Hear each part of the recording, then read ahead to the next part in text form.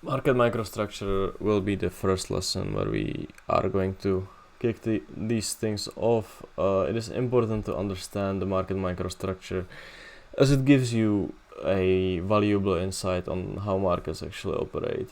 There are many traders who just come into the market and start buying and selling without paying any attention to these things. They end up wondering why they get executed at different prices during the high volatility events, or they just use the wrong order types to mess up with their whole executions. I will take you through the basics of market structure that you need to understand for the way of trading that will be discussed in the whole video lessons. If you are looking into high frequency trading or just kind of a quick discretionary scalping, then you might need to educate yourself a little bit more. But for the way that I believe the 99% people will end up trading, this will be a more than enough for you to understand.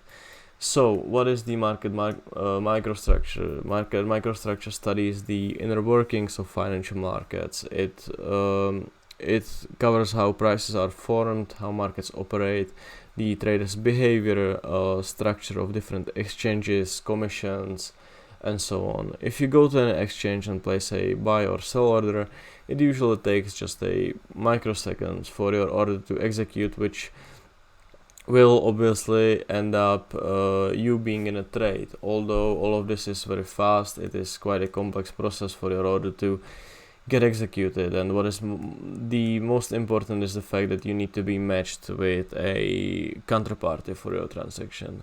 The most markets and brokers do this via something which is called the open auction, where traders just place their trades into the order books until some counterparty fills them. The counterparty can be other trader, institution, algorithm.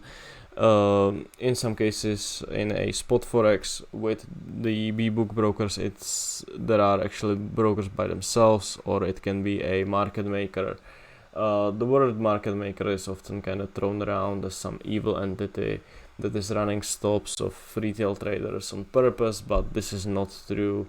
Market makers are wanting to just stay basically neutral with their inventory and capture the difference between something which is called the bid and ask spread, and this takes us to the first part of the market microstructure, which is the bid and ask. So the bid and ask represents a supply and demand in any market.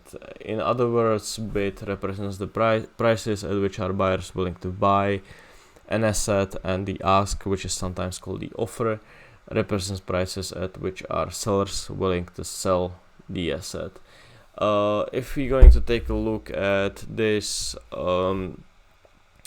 table down here, you can see that there are 5 contracts resting at the bid, and there are the 10 contracts resting at the offer. For a price to move to $9, there has to be someone, and it doesn't matter if it's one person or 5 people to sell into this bid. So the 5 contracts, that someone has to take the aggression to actually sell into this bid, these 5 contracts, for price to move one tick lower. Once this is done, markets will start trading at the $9. The opposite is of course the true. For market to move to $11, someone, and once again it can be one person or it can be 10 different people, have to buy into this offer. So they has to buy the 10 contracts for market to move one tick higher.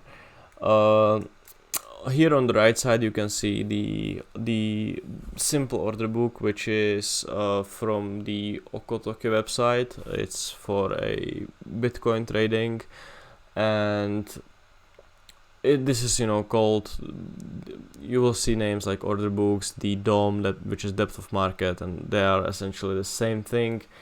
If I will show you a little bit more advanced order book, it would be this one.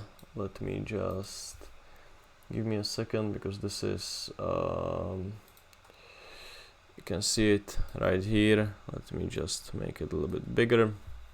This is the DOM for a 10-year German bonds, and once again you can see that buyers, the bids are resting in this blue column right here, and the offers are resting here at the red column on the right side. So for market to, and you can see here is the spread, which is this price right here. So for markets to move one tick higher, someone has to buy all these offers, and you can see how this is a slow market, but still these things move quite a bit. If you will trade something like Bitcoin, you will see how fast these things will be and how quickly these bids and offers are actually getting pulled.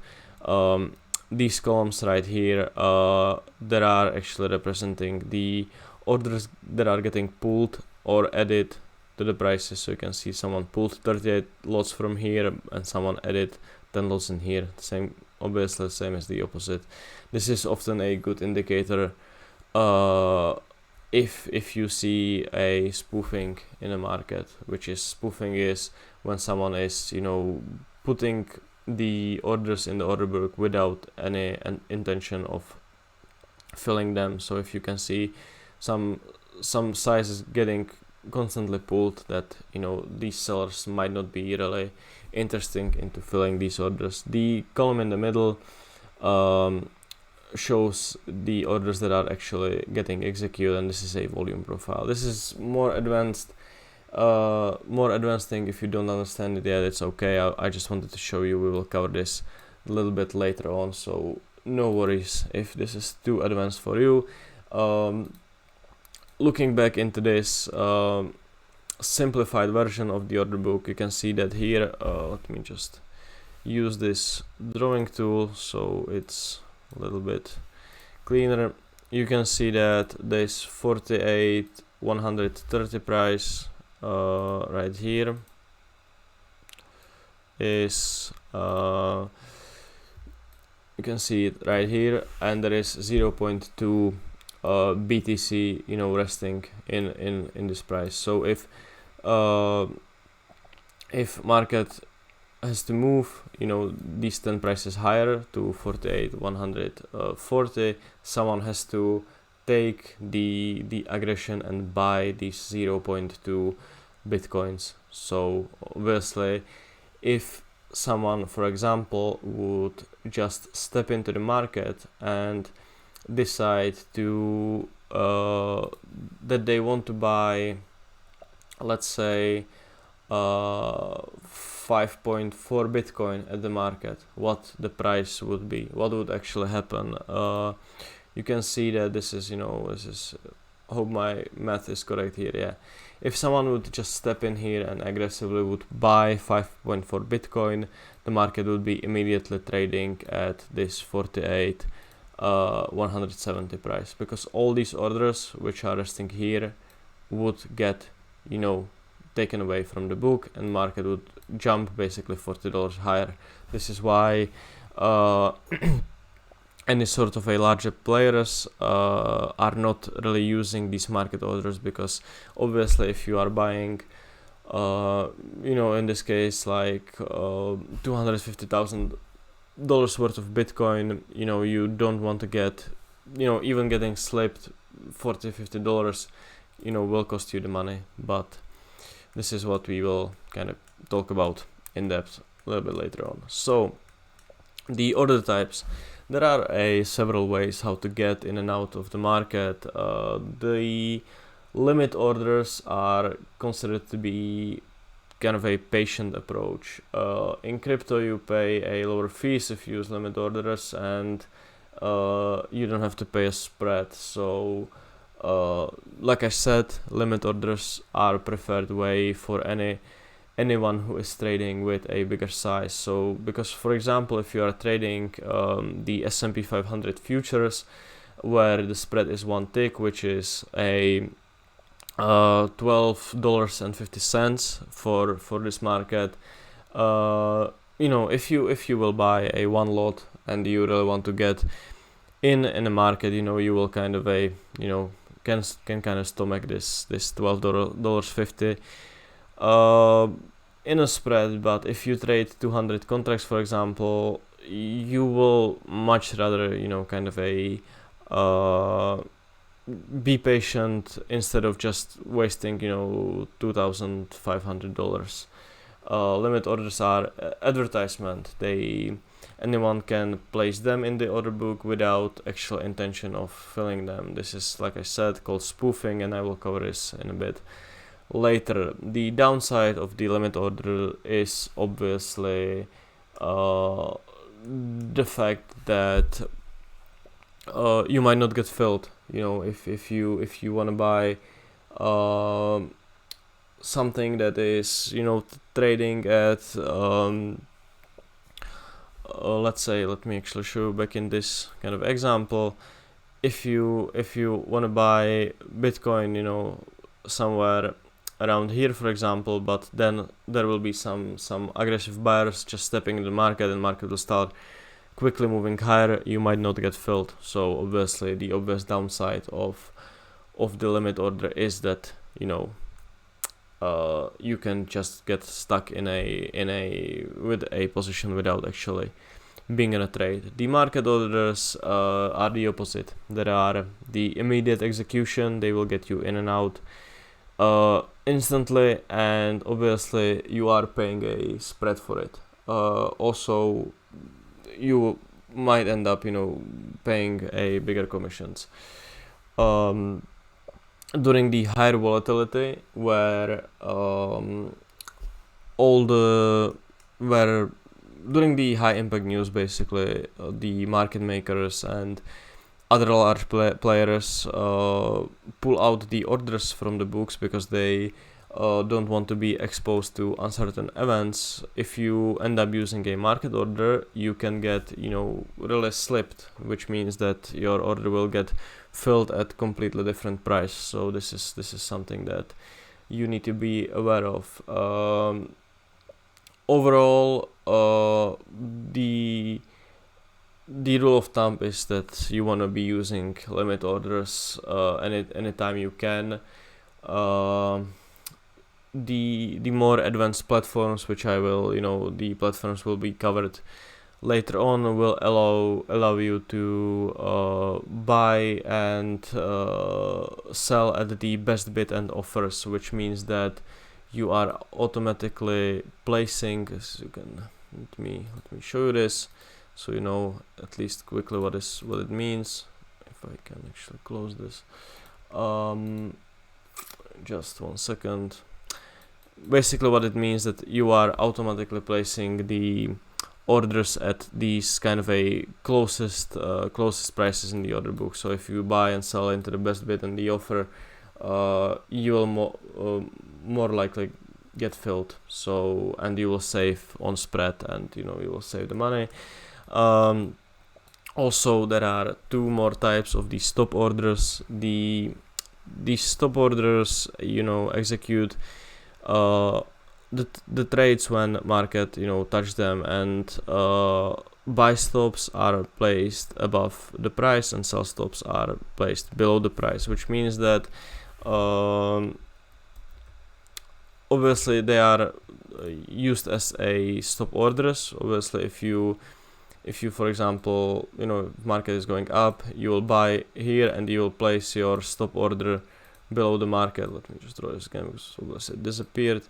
You will buy here, you will place a stop order below the market, so if price goes against you, you will get you will be out from a trade. You don't want to be in anymore. But also the stop orders, if for example market is going up and it's currently right here, and you are working with kind of an idea that you only want to buy when market is going to break this level of resistance, you can place a stop order above the current price, which will get triggered if market will trade it from below. So you will be automatically triggered in the position at this place. This is, in my opinion, not the best way to trade, because you will see more often than not market will do something like this. But there is the option. Obviously the same goes for selling. There are also advanced order types, which are the iceberg orders, that are market orders that are not visible in the order book. These are often used by larger players because obviously they can hide their intention, and just you will see them once they get executed. The limit chase, this is a type of order that is chasing the price at the best bid and offer. So you are still using a limit order which is following the price. For example, this often happens when market is, let's say you want to buy here, and market will come into your level and it hits the level, but it's not going to fill you. And this can obviously happen as well, because if at this price point you have a 200 contracts to be bought, for example, and this is often the case in a tick market such as bonds, and sometimes the S&P 500 as well. This is not going to happen to you in crypto because how thin these markets are, but in some of these thicker markets, this was thing that was happening to me in bonds almost daily. Is that if you have a level where you want to buy, you are using a buy limit order, and there is already 200 orders resting in this price point, and you want to buy, let's say, 2 lot. If you put it here, your 2 lot will,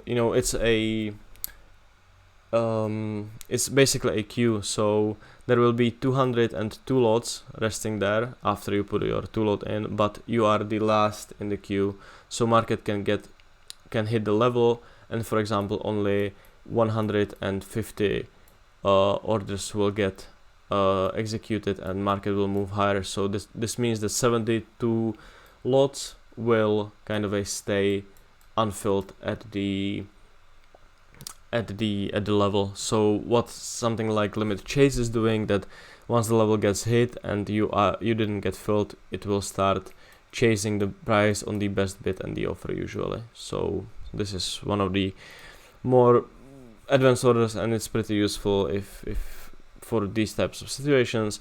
The TWAP is executing a market orders that are based on a certain time. So for example, you can tell the market that you want to buy a 10 lot every 1 minute, for example, and you want this to happen for 10 minutes. Okay, so after 10 minutes you will be in a trade with 100 lots, and it will every minute this 10 lot will get executed. This is also useful for example, if you don't know, if you are expecting a reversal on the market, we'll see when a kind of a market hits some sort of level and you expect it's going to slow down but eventually fall down, you can run a TWAP which will kind of slowly fill you in. For example,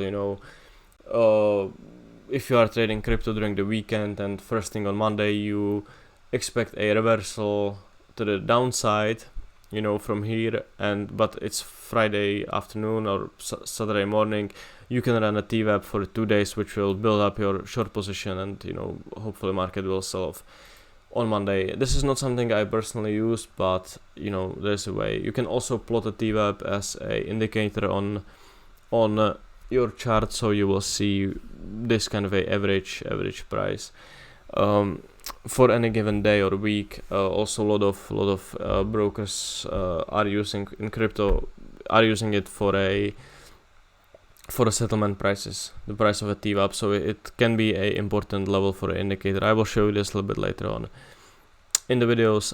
The spoofing is this sort of a illegal practice, which, like I said, you are putting orders into the book without actual intention of filling them. So what will very often happen is that, for example, let's say that someone would, this 2 ticks above the price, there wouldn't be this 1.1 BTC offer, but let's say that someone would place a 100 bitcoins here at the offer, in here, which is unusual size for this kind of a order book here.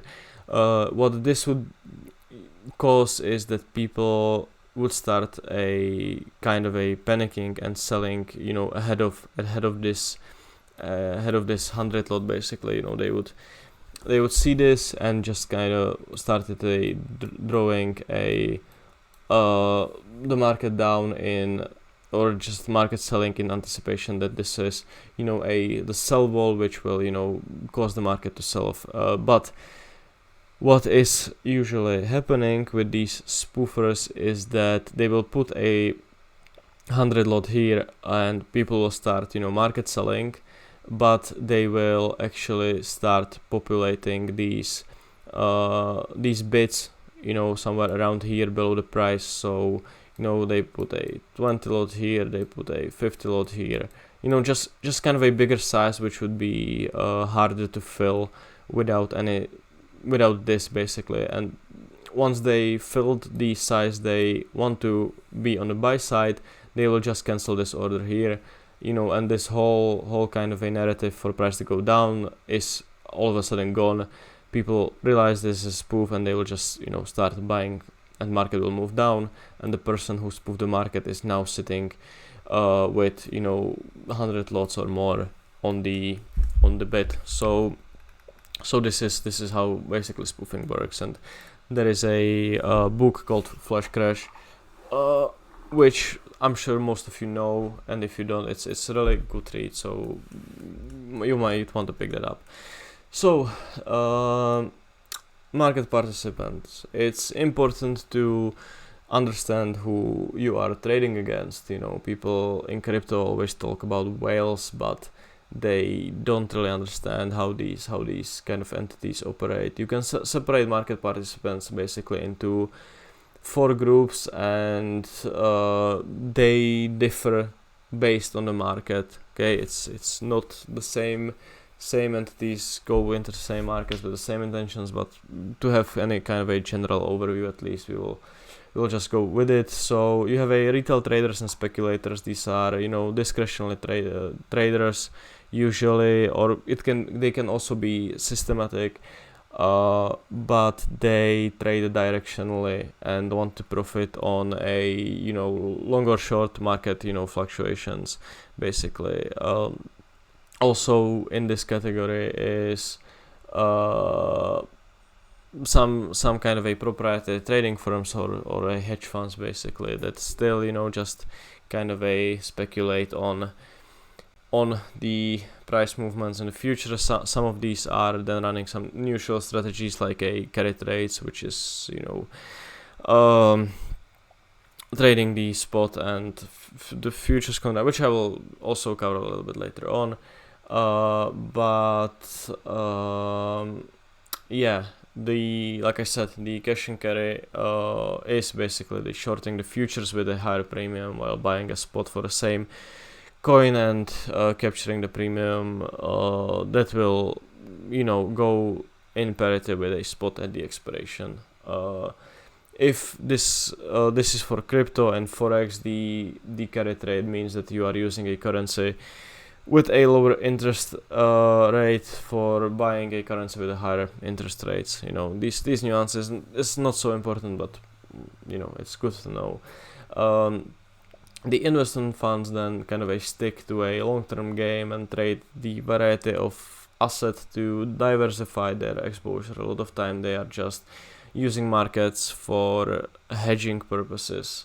The algorithmic and HFT firms,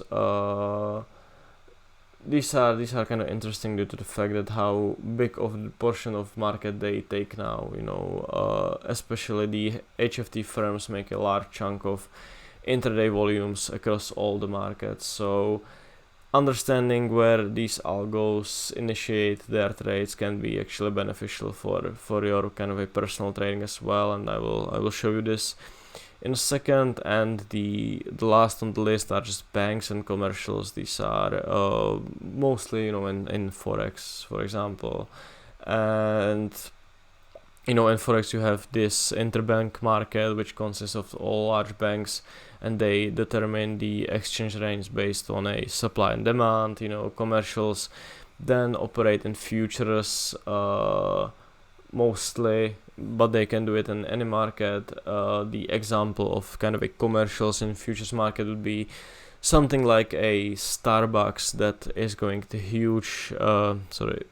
going to hedge their physical inventory of a coffee with a coffee futures. So this is something, once again, just a thing to understand. So algorithmic trading, this is the important thing, and I'm not the most experienced in this, but understanding at least kind of a basic concepts will for sure be a helpful thing for you. So for us, which discretionary traders, it's important to understand that what type of algorithmic trading strategies are operating in the market, and this, thanks to this, you can get a edge in trading, especially in these examples, which I will cover in a second. So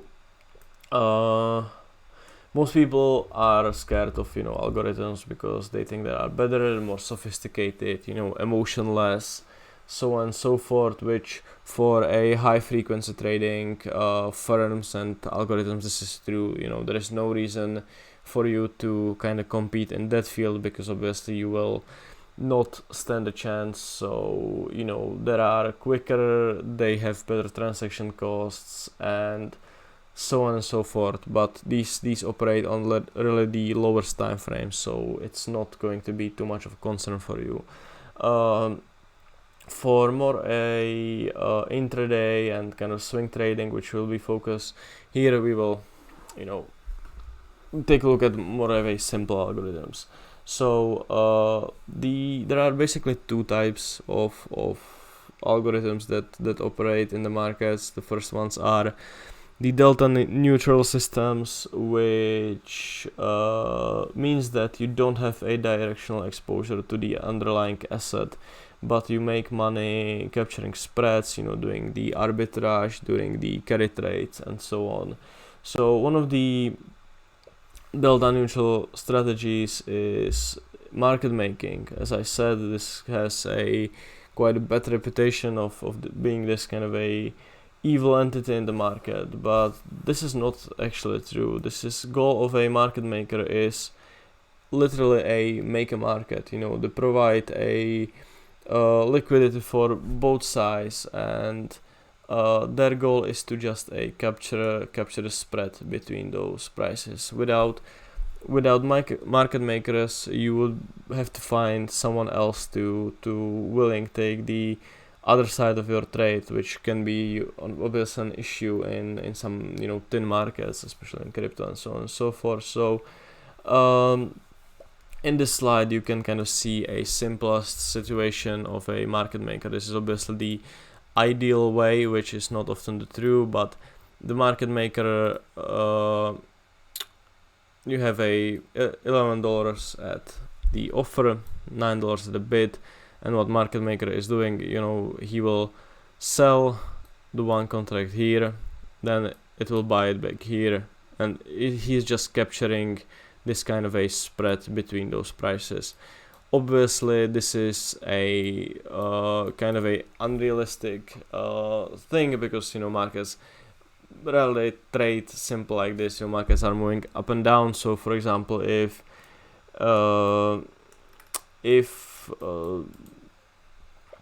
market would start moving up, he would be accumulating this kind of a inventory, which he needs to kind of adjust and sell later on. But the core principle of market making is just capturing this kind of a spread. So these things can be sometimes done, manually, compared to high frequency trading. The market making can be done manually.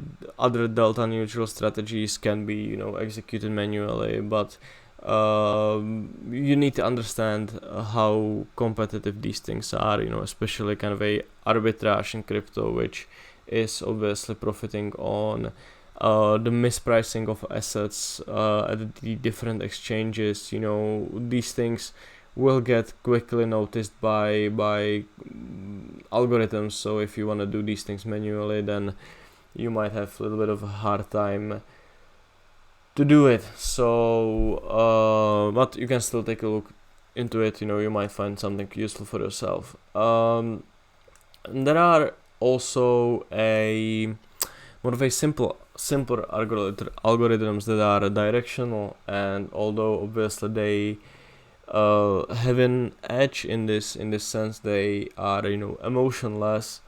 They are just systems that follow predetermined kind of a set of rules based on a statistical edge they have, but they cannot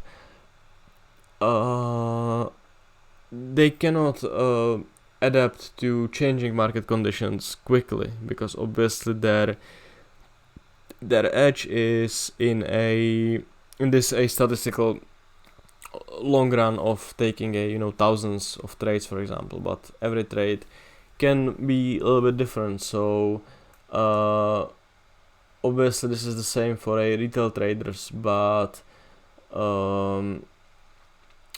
there are basically two types of strategies that are implemented, also by algorithms, but also by a retail traders, which is mean reversion and a trend following. So mean reversion is just betting on a market that will return to the mean, and you can see it right here. Market is trading in this kind of a tighter range here, but once it moves up, the mean reversion strategies will trigger and bet on the market to kind of a comeback. The trend following then just follows the directions of a trending market. In a trend following strategies, you will often see tools such as the TWAP, which is this time weighted average price, which is like I said, buying a smaller chunks over a predetermined period of time. So these are basically two types of a strategies that almost basically everyone is running. But when it comes to algorithms, you can find a way on profiting on these. So for mean reversion, it usually happens when markets hit some unexpected types of events. When if you, for example, remember, this was during the COVID and post-COVID, when you had this lot of kind of a unexpected news when it came to the COVID vaccines, or for crypto this was when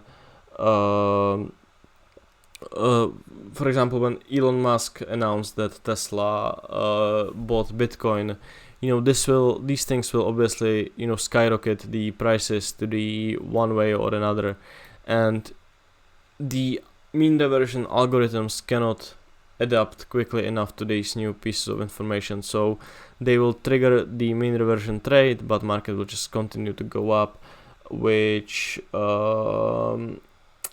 will force them to cover in just a seconds later, and this is kind of where you where the more pressure is created for the move to the upside. So this is where you can essentially benefit these things, and you will see it later on a footprint and delta and things like that, where you can see where some like large entity was forced out of the trade, and you will be able to latch into it based on that.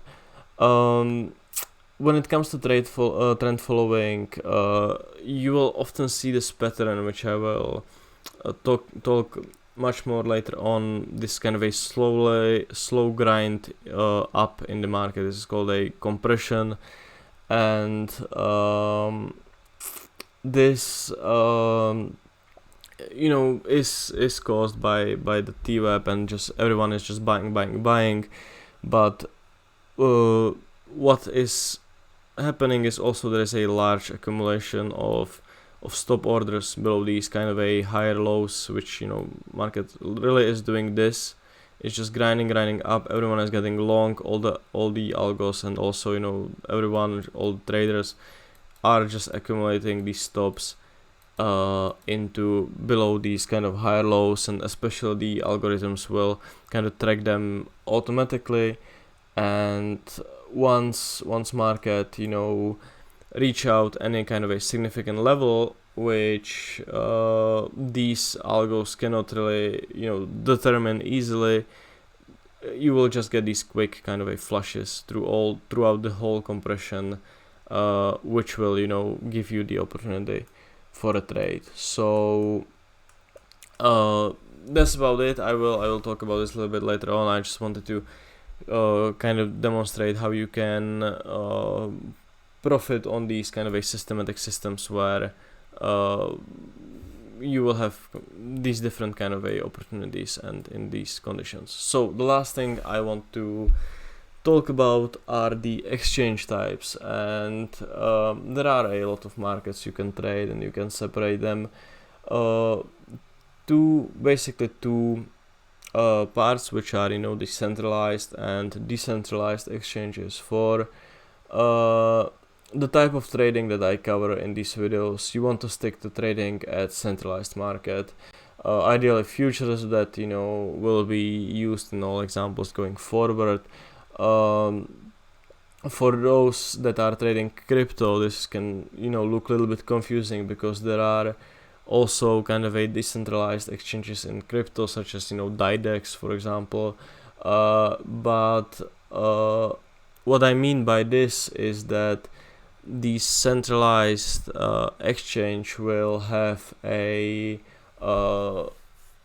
basically a visible order book, and kind of a everything. The decentralized exchanges in crypto, and crypto by itself is a decentralized market, but it's traded on a centralized and decentralized exchanges, which the important thing here is that they have a public order book. This is, although there are a OTC trades done in crypto, which is the way how forex is traded. The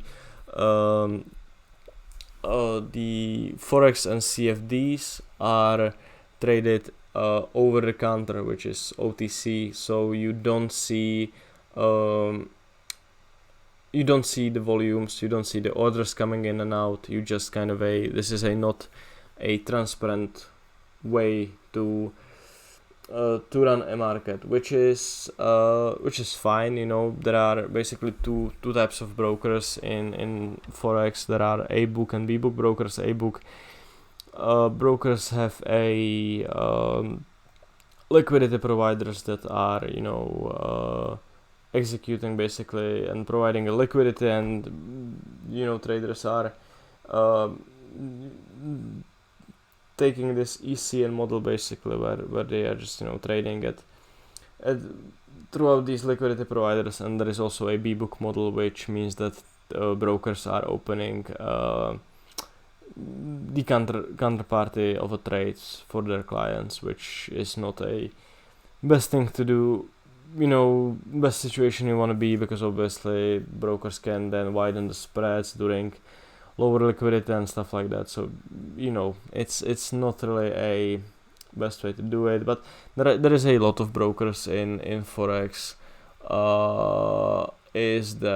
which are regulated and solid. So I wouldn't see things so pessimistic. Also, what is the funny thing, which most people don't know, is that even if you have a book broker which has all these kind of a liquidity providers and everything, they can still decide to run a B-book model and trade directly against their clients. So it doesn't really matter. And like I said, I'm not saying you cannot make money in trading forex. I know a lot of people who do, but you should be just aware of these different structures that exist for this market. And when you don't see a volume and the orders, it's kind of a can be kind of an issue, especially for this strategy that I am about to kind of cover. Like I said, you want to be stick into this in this site. The centralized exchanges have a public order books. Every order that happens, you can clearly see it. The futures are traded on CME, COMEX, which is trading a gold, NYMEX is trading a crude oil, CBOT is then trading bonds, but these are just exchanges in the US. You have Eurex, you have ICE, you have all these different exchanges, but they are all centralized with a visible volumes. The cryptocurrencies that are then traded on FTX, Bybit, Binance, Coinbase, Bitfinex, and even these decentralized exchanges in crypto, like I mentioned, the DiDEX, for example, they still are transparent with the volumes. So that's kind of important things. And then stocks are traded at the New York Stock Exchange and London Stock Exchange and so on and so forth. I'm not going to be covering stocks that much, or honestly at all. So stocks are just also the centralized market. So this is going to be it for the basics of the market microstructure. I hope you understand all the concepts of the important things, which are looking at orders in the order book and using the advanced type of order books. They will be covered in the future. So let's jump into the next one.